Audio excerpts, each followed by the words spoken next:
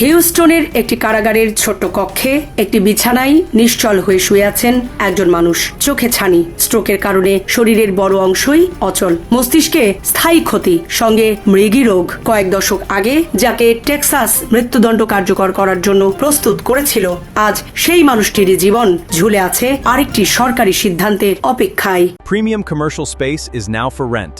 Featuring ample parking and excellent accessibility, this 4,200 square foot space is ready. Elevate your business and call us today. তার নাম সৈয়দ রাব্বানী, একজন বাংলাদেশি অভিবাসী, প্রায় ৩৫ বছর ধরে যুক্তরাষ্ট্রের কারাগারে বন্দী। কিন্তু তার গল্প শুধু একটি হত্যা মামলার নয়, এটি এমন একটি বিচার ব্যবস্থার গল্প যেখানে একটি হারিয়ে যাওয়া ফাইল একজন মানুষের জীবন থেকে কেড়ে নিয়েছে প্রায় ৩টি দশক।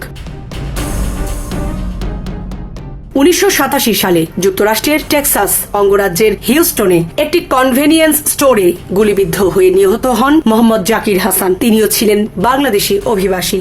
এই হত্যাকাণ্ডের অভিযোগ ওঠে আরেক বাংলাদেশি সৈয়দ রাব্বানীর বিরুদ্ধে। পরের বছর হ্যারিস কাউন্টির একটি জুরি তাকে ক্যাপিটাল মার্ডারের দায়ে দোষী সাব্যস্ত করে। বিচার জুড়ে নিজেকে নির্দোষ দাবি করলেও মাত্র ২৩ বছর বয়সেই তার ভাগ্যে জোটে মৃত্যুদণ্ড। সাধারণত এমন রায়ের পর শুরু হয় আপিলের লড়াই। রাব্বানীর ক্ষেত্রেও হয়েছিল। ১৯৯৪ সালে তার আইনজীবীরা সাজা বাতিলের আবেদন করেন, কিন্তু এরপর যা ঘটে তা আমেরিকার বিচার ব্যবস্থার ইতিহাসে অন্যতম বিস্ময়কর প্রশাসনিক ব্যর্থতা হিসাবে বিবেচিত হয়। আপিলের নথি আদালতের ফাইলের স্তূপে হারিয়ে যায়।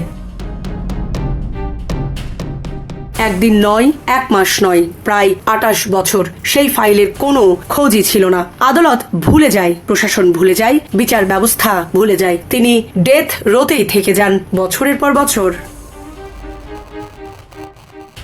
অবশেষে ২০২২ সালে হ্যারিস কাউন্টি ডিস্ট্রিক্ট ক্লার্কের কার্যালয় পুরনো নথি পর্যালোচনার সময় শতাধিক হারিয়ে যাওয়া মামলার মধ্যে রাব্বানীর ফাইলটি খুঁজে পায়। তখন পর্যন্ত তার যৌবন শেষ, শরীর ভেঙে পড়েছে, জীবনের সবচেয়ে মূল্যবান সময় কেটে গেছে একটি কারাগারের অন্ধকার কক্ষে। এই দীর্ঘ বন্দী জীবন শুধু সময় কেড়ে নেয়নি, কেড়ে নিয়েছে তার শারীরিক সক্ষমতাও। ২০২২ সালের শুরুতে তিনি হাইপোথার্মিয়া, হার্ট অ্যাটাক ও তীব্র প্যানক্রিয়াটাইটিসে আক্রান্ত হন। পরে স্ট্রোকে তার শরীর প্রায় অচল হয়ে যায়। ছানির কারণে প্রায় দৃষ্টিশক্তি হারান, মস্তিষ্কে স্থায়ী ক্ষতি হয়। চিকিৎসকেরা জানান তিনি মৃগী রোগেও আক্রান্ত হয়েছেন।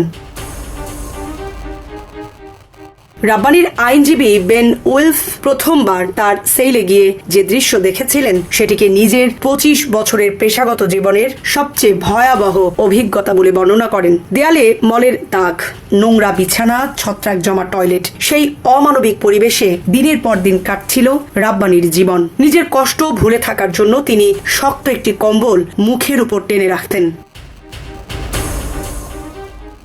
আইনি লড়াইয়ের মোড় ঘুরে ২০২৩ সালের সেপ্টেম্বরে Texas court of criminal appeals রায় দেয়। মূল বিচারে জুরিদের যথাযথ নির্দেশনা দেওয়া হয়নি, ফলে রাব্বানীর মৃত্যুদণ্ড বাতিল করা হয়। এরপর হ্যারিস কাউন্টি জেলা অ্যাটর্নি কার্যালয় জানিয়ে দেয় তারা আর মৃত্যুদণ্ড চাইবে না, নতুন করে তাকে যাবজ্জীবন কারাদণ্ড দেওয়া হোক, তবে প্যারোলের সুযোগ রেখে। ৩৫ বছরের বেশি সময় কারাভোগ করায় তিনি এখন আইনগতভাবে প্যারোলের যোগ্য। কিন্তু এখানে শেষ হয়নি তার অপেক্ষা। আদালতে শুনানির সময় আইনজীবী বেন উলফ কান্নাজড়িত কণ্ঠে বিচারককে বলেন, এই মামলা আমাদের ফৌজদারি বিচার ব্যবস্থার আত্মার উপর একটি কলঙ্ক। তিনি আদালতের কাছে অনুরোধ করেন রাব্বানীকে যেন একটি হসপিটালে পাঠানো হয়, এরপর প্যারোলে মুক্তি দিয়ে বাংলাদেশে তার পরিবারের কাছে ফিরে যাওয়ার সুযোগ দেওয়া হয়।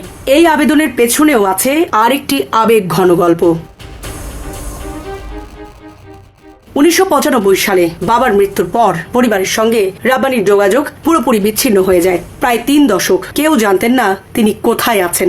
অবশেষে ২০২৩ সালে তার মামলা নিয়ে একটি সংবাদ প্রতিবেদন পড়ে বাংলাদেশে থাকা ভাই বোনেরা জানতে পারেন তাদের ভাই এখনো বেঁচে আছেন। রাব্বানীর ছোট ভাই সৈয়দ ফাসাইনি বিচারকের কাছে চিঠি লিখে জানান পরিবার তাকে দেশে ফিরিয়ে এনে দেখাশোনা করতে প্রস্তুত। অসুস্থ শরীর নিয়েও তাকে তারা গ্রহণ করতে চান। কিন্তু বিচারক জানান হসপিটালে স্থানান্তর কিংবা প্যারোলের সুপারিশ করা আদালতের এখতিয়ার নয়। সেই সিদ্ধান্ত নেবে টেক্সাস বোর্ড অফ পার্ডনস অ্যান্ড প্যারোলস। এরপর থেকে আবারও অপেক্ষা। আজও সৈয়দ রাব্বানি টেক্সাসের অ্যাস্টল ইউনিট কারাগারে বন্দী। একটি প্রিজন বেডে শুয়ে তিনি অপেক্ষা করছেন কবে তার আবেদন শুনবে প্যারোল বোর্ড।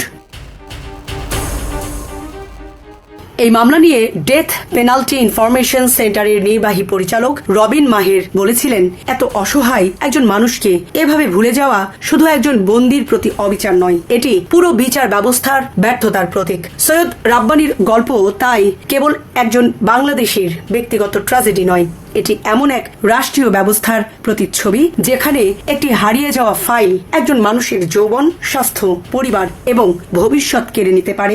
জীবন অবাক না করলে কে করবে? 28% মিল্ক ফ্যাটের অবাক করার সাথে ফ্রেশ মিল্ক পাউডার। জীবন অবাক করুক প্রতিদিন। পশ্চিম শিকারপুরে আজও অপেক্ষা করছেন তার ভাই, আর হাজার হাজার কিলোমিটার দূরে টেক্সাসের একটি কারাগারের বিছানায় নিশ্চুপ পড়ে আছেন সৈয়দ রাব্বানি। তার জীবনের শেষ অধ্যায় এখনো লেখা হয়নি, কিন্তু একটি প্রশ্ন আজও রয়ে গেছে, যদি বিচারই এত দেরিতে আসে তবে তাকে কি সত্যি ন্যায় বিচার বলা যায়? সাবরিনা প্রীতি, ঢাকা এক্সপ্রেস।